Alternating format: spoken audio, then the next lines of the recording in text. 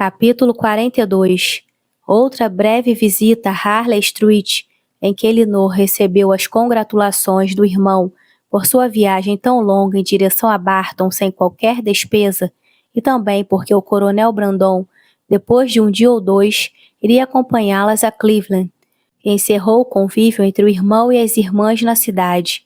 Um tímido convite de Fanny para visitá-los em Norland, caso fossem algum dia por aqueles lados, o que seria extremamente difícil de ocorrer, e com a mais calorosa, embora menos pública, promessa de John a Elinor de que iria visitá-la em Delaford, foi tudo o que prenunciou algum encontro no interior.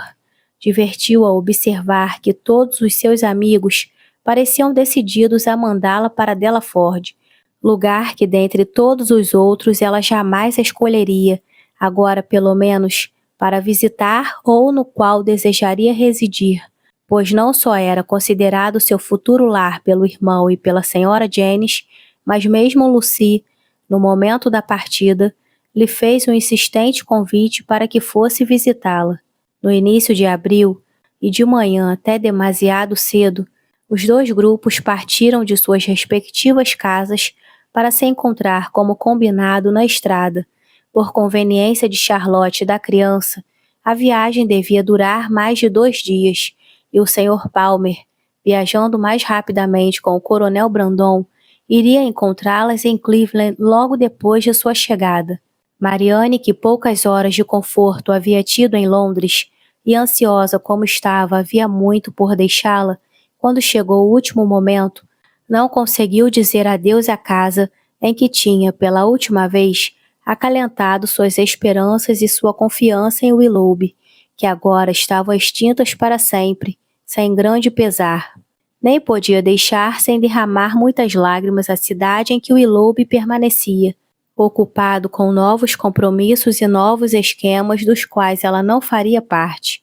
A satisfação de Elinor, no momento da mudança, foi mais positiva. Não tinha motivo para fixar-se em demorados pensamentos, não deixava ninguém para trás, cuja separação definitiva lhe causasse momentos de pesar. Estava contente por livrar-se da perseguição da amizade de Lucy. Estava satisfeita por levar embora a irmã sem ter voltado a ver Willoughby desde o casamento, e esperava que alguns meses de tranquilidade em Barton pudessem restaurar a paz de espírito de Marianne e confirmar a sua. Sua viagem transcorreu de maneira segura. O segundo dia levou-as ao amado ou proibido condado de Somerset, pois desse modo era chamado por vezes na imaginação de Marianne, e ao entardecer do terceiro dia, chegaram em Cleveland. A mansão era uma casa espaçosa e moderna, situada numa encosta coberta de relva. Não tinha parque, mas os locais de lazer eram relativamente extensos, e como qualquer outro lugar do mesmo grau de importância, tinha manchas de arbustos mais ao longe, e perto de casa, alamedas de árvores. Um caminho de cascalho fino contornando a plantação levava à frente da casa. O gramado era salpicado de árvores. A própria casa estava protegida por diversas árvores, e uma espessa parede formada por todas essas árvores, entremeada por altos choupos de lombardia, e uma espessa parede formada por todas essas árvores encobria a área de serviço. Marianne entrou na casa com o coração dilatado de emoção pela percepção de estar a somente 80 milhas de Barton e a menos de 30 de Combe Magna. Não fazia 5 minutos que estava entre suas paredes, enquanto as outras estavam ocupadas em ajudar Charlotte a mostrar o recém-nascido à governanta, ela deixou de novo, saindo às escondidas pelas vielas sinuosas entre os arbustos, que exatamente agora começavam a adquirir beleza e ganhar uma distante eminência.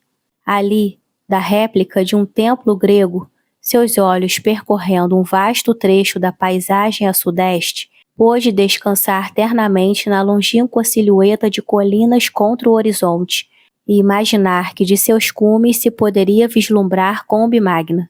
Em tais momentos de preciosa e inestimável miséria interior, regozijava-se em lágrimas de angústia por estar em Cleveland, e enquanto retornava por diferentes caminhos para casa, sentindo todo o feliz privilégio da liberdade interiorana, de perambular de um local a outro em livre e voluptuosa solidão, resolveu passar cada hora do dia, enquanto permanecesse com os Palmer, abandonando-se a esses passeios solitários.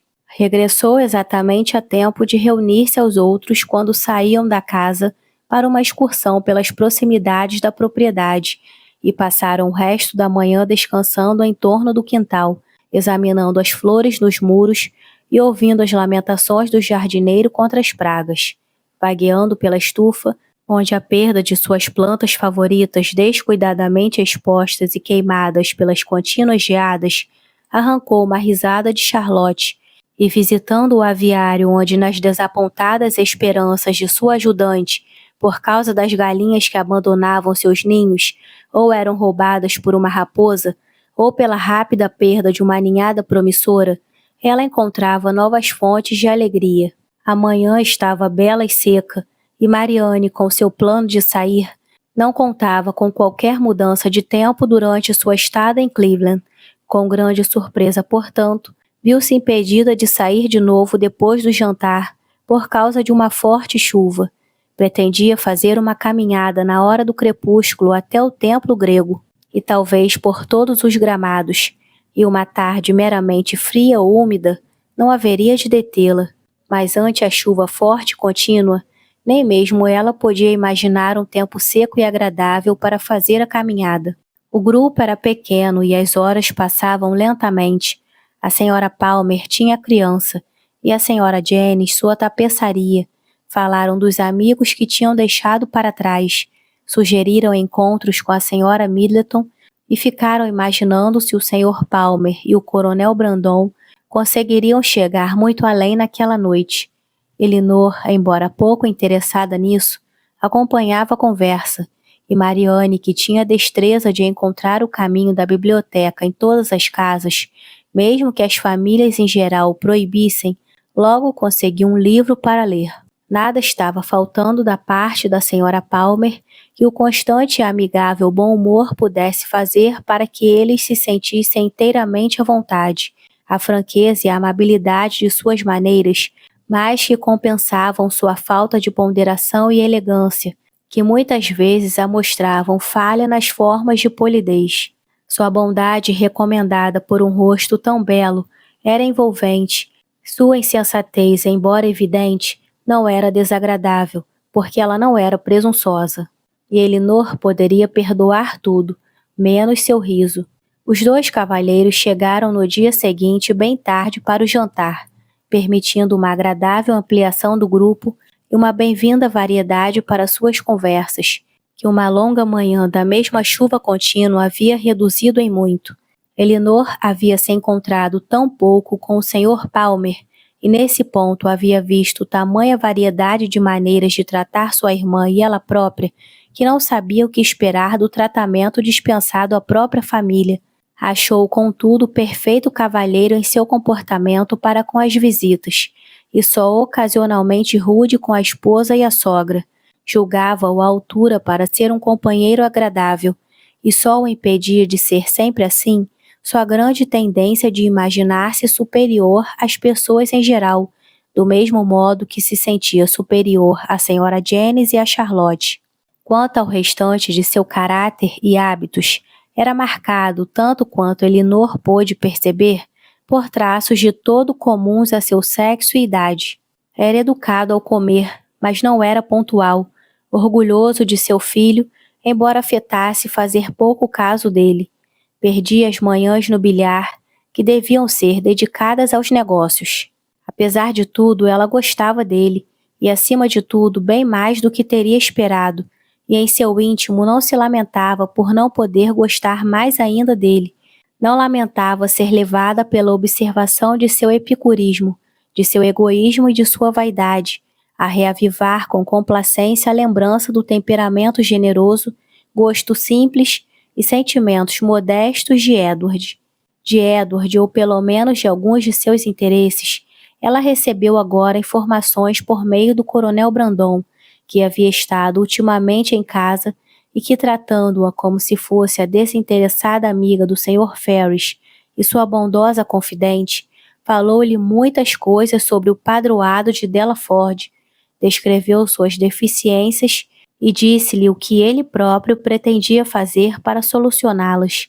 Seu procedimento com ela nesse pormenor, como em todos os outros, seu evidente prazer em encontrá-la, depois de uma ausência de 10 dias, sua boa vontade em conversar com ela e sua deferência por sua opinião, podiam muito bem justificar a convicção da senhora Jennings de seu afeto, e seria suficiente, talvez, se Elinor, desde o início, não acreditasse que Mariane era realmente sua preferida, para que ela própria suspeitasse disso.